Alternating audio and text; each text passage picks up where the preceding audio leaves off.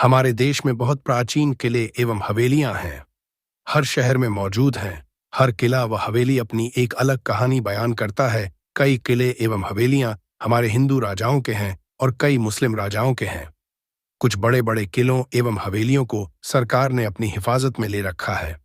सरकार उसकी देखरेख करती है और समय समय पर उसकी मरम्मत कराती रहती है। ऐसा ही एक हवेली जयपुर के छोटे से शहर अलवर में स्थित है। इस हवेली को भानगढ़ के किले के रूप में जाना जाता है, क्योंकि इसका डिजाइन एक किले के आकार का है। यह किला कई वर्षों से लोगों के कौतूहल का विषय बना हुआ है। इस किले से जुड़ी बहुत सारी कहानियां हैं। इस किले को भूतों का गढ़ भी कहा जाता है। ऐसा माना जाता है कि इस किले पर एक श्राप है, जिसकी वजह से यहाँ पर भूतों का निवास है। इसीलिए पुरातत्व विभाग ने यह हिदायत जारी करी कि सूर्यास्त के बाद कोई भी पर्यटक इस किले में नहीं घूम सकता। बहुत से लोगों ने इसके राज्य को खोलने की कोशिश करें, परंतु सभी नाकाम रहे।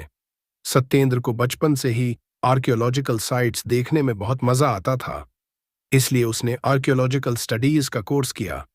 उसने भी भानगढ़ के किले के बारे में बहुत सुना था। इत्तेफाक से उसकी नौकरी अलवर के पुरातत्व विभाग में लग गई। वहां भी उसने अपने सहकर्मचारियों से उस किले के भूत के बारे में बहुत कुछ सुना। क्योंकि वह इसमें विश्वास नहीं करता था, इसलिए उसने सोचा कि उसे खुद अंदर जाकर देखना होगा। एक रात जब सत्येंद्र की ड्यूटी किले के बाहर थी, तो उसने सोचा कि आज ही अच्छा मौका है, वह अंदर जा सकता है। वह रात के अंधेरे में चौकीदार की नजरों से बचते बचाते किले के अंदर पहुंच गया। रात बहुत गहरा गई थी। उसने टॉर्च जलाई और किले के अंदर चल पड़ा। रात के समय किला बहुत ही भयानक लग रहा था। वह धीरे धीरे किले के अंदर घुस गया। अब वह किले के उस हिस्से में खड़ा था जहां पर सबसे सुंदर नक्काशी का काम हो रखा था। उसने किले की दीवारों पर टॉर्च मारी। तभी उसे यह एहसास हुआ कि किले की दीवारें खुद ब खुद जगमगा रही हैं। यह देख वह बहुत हैरान हुआ कि दीवारों के अंदर से खुद ही रोशनी निकल रही थी। उसने दीवारों के नजदीक जाकर उन्हें छूने का प्रयास किया तो उसको एक जबरदस्त झटका लगा। काफी समय तक उसके हाथों में जलन होती रही। तभी उसे थोड़ी दूर से घुंघरूओं की आवाजें आने लगीं। वह ध्यान से उस आवाज का पीछा करते हुए उस तरफ चल पड़ा। वह आवाज उसे एक बहुत बड़े कमरे की तरफ ले गई, जो उस जमाने में राजा का मुख्य महल हुआ करता था। जब वह उस महल के अंदर घुसा तो वहां का नजारा देखकर हैरान रह गया। पूरा महल रोशनी से जगमगा रहा था। चारों तरफ दिए ही दिए जल रहे थे। सबसे चौंकाने वाली बात यह थी कि उसे उस महल में लोग दिखाई दे रहे थे। बहुत सारी दास दासियां वहां घूम रही थीं। पूरे महल को एक दुल्हन की तरह सजा रखा था। ऐसा लग रहा था मानो किसी की शादी का फंक्शन चल रहा हो। सत्येंद्र ने जब वहां लंबे चौड़े पहलवान जैसे सिपाही देखे तो उन्हें देख वह डर गया और एक खंभे के पीछे छुप गया। तभी एक पहरेदार ने राजा और रानी के आने की घोषणा की। उनकी आते ही ढोल बजने लगे और दासियां फूलों की वर्षा करने लगीं। राजा और रानी अपने अपने सिंहासन पर विराजमान हो गए। सत्येंद्र ने महल में नजर दौड़ाकर देखा तो उसने पाया कि वहां बहुत सारे लोग भी मौजूद थे, जो शायद उस राजा की प्रजा थी। राजा के सिंहासन के सामने बहुत सारे छोटे सिंहासन थे, जिन पर बहुत से मंत्री बैठे हुए थे। सत्येंद्र ने नजरें उठाकर देखा तो ऊपर पर्दों के पीछे कई रानियां बैठी हुई थीं। उसे अपनी आंखों पर विश्वास नहीं हो रहा था। उसे लग रहा था कि यह सब एक छलावा है। वह जैसे ही खंभे के पीछे से निकल आगे बढ़ने को हुआ तो पहरेदार ने राजकुमारी के आने की घोषणा कर दी। सत्येंद्र की नजरें द्वार पर गईं तो उसने देखा कि एक बहुत ही सुंदर और आकर्षक सी लड़की राजकुमारी के वेश में चली आ रही थी। सत्येंद्र ने इससे पहले कभी उससे ज्यादा खूबसूरत लड़की नहीं देखी थी। वह उसे देख मंत्रमुग्ध हो गया और वहां खड़े हो उसे निहारता रहा। राजकुमारी के आते ही दासियों ने फूलों की वर्षा प्रारंभ कर दी। राजकुमारी के सुगंधित इत्र से सारा महल सुगंधित हो गया। कुछ ही पलों में पहरेदार ने किसी राज्य के राजकुमार के आने की घोषणा करी।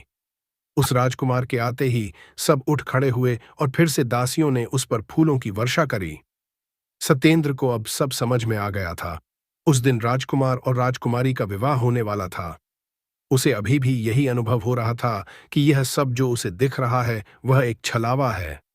पर वह उस राजकुमारी के रूप सौंदर्य से इतना मोहित हो गया था कि वहां खड़े होकर उसे कुछ देर और देखना चाहता था। शादी की रस्में प्रारंभ होने जा रही थीं। राजकुमार और राजकुमारी दोनों एक दूसरे के आमने सामने वरमाला लिए खड़े थे। पुरोहित के आग्रह पर राजकुमारी जैसे ही राजकुमार को वरमाला पहनाने वाली थी कि कुछ सिपाहियों ने सत्येंद्र को घेर लिया और शोर मचा दिया। सबका ध्यान खंभे के पीछे खड़े सत्येंद्र पर पड़ा। शादी की रस्मों को रोक दिया गया। सिपाही सत्येंद्र को खींचते हुए बाहर निकाल लाए। सत्येंद्र चीख चीख कर कह रहा था, तुम सब लोग एक झूठ हो, छलावा हो। मैं तुम्हारे इस छलावे में नहीं आऊंगा। मुझे छोड़ दो और मुझे जाने दो। तो यही है वह जिसकी निगाह हमारी राजकुमारी पर थी। राजा ने अपनी तलवार उठाते हुए कहा, हाँ महाराज, यही है वह मनुष्य। खंभे के पीछे खड़े होकर हमारी राजकुमारी को देख रहा था। अब आप हुक्म दीजिए, इसके साथ क्या करना है। मंत्री बोला, अरे आप ये कैसे कर सकते हैं? आप सब लोग तो अब हैं ही नहीं। आप सब तो मरे हुए लोग हैं। मरे हुए कैसे किसी को मार सकते हैं? सत्येंद्र ने चिल्लाकर बोला। तभी एक सिपाही ने सत्येंद्र पर कोड़े बरसाने शुरू कर दिए। महाराज से चिल्लाकर बात करता है। सिपाहियों, इसे ले जाओ और जलती अंगारों में फेंक दो। यही इसका का अंजाम होगा। राजा ने अपने सिपाहियों को हुक्म देते हुए कहा। तभी राजकुमारी बीच में बोल पड़ी, नहीं महाराज, इसको इतनी आसान मौत नहीं देनी चाहिए। इसको सजा मैं दूंगी। सत्येंद्र को अभी भी समझ में नहीं आ रहा था कि जो कुछ भी उसके साथ हो रहा है वह सच है या छलावा है। उसे लगा कि यदि वह किसी तरह इस महल से बाहर कदम रख ले तो वह बच सकता है। तभी उसने सिपाहियों को धक्का देते हुए मुख्य द्वार की तरफ भागने की कोशिश करी, पर वह असफल रहा। सिपाहियों ने उसे फिर से पकड़ लिया और इस बार बेड़ियों में जकड़ दिया। डस्टबिन ने साथ इफाटा ने तबना मारकर जकड़ दिया। उसने राजकुमारी को अपनी तरफ आते हुए देखा। वह हाथ जोड़कर खड़ा हो गया। मुझे क्षमा कर दो, मुझे जाने दो। तुमने जो किया है वह पाप है और पाप की माफी नहीं होती, उसकी सिर्फ सजा होती है। राजकुमारी गुस्से से बोली। फिर राजकुमारी ने सिपाहियों से उस पर खूब कोड़े बरसवाए। वह चीखता रहा और सिपाही कोड़े मारते रहे। उसे अपने ऊपर बहुत गुस्सा आ रहा था कि क्यों वह इस किले का राजरप्पा जानने यहां आ गया। क्यों उसने अपने सहयोगियों की बात नहीं मानी। सदियों से मैं राजकुमार से विवाह करने की राह देख रही थी। आज वह शुभ घड़ी आई थी, पर तुम जैसे दरिंदे ने आकर फिर से रंग में भंग डाल दिया। पर आज मैं तुम्हारी यह चाल कामयाब नहीं होने दूंगी। आज मैं यह विवाह संपन्न करके ही रहूंगी।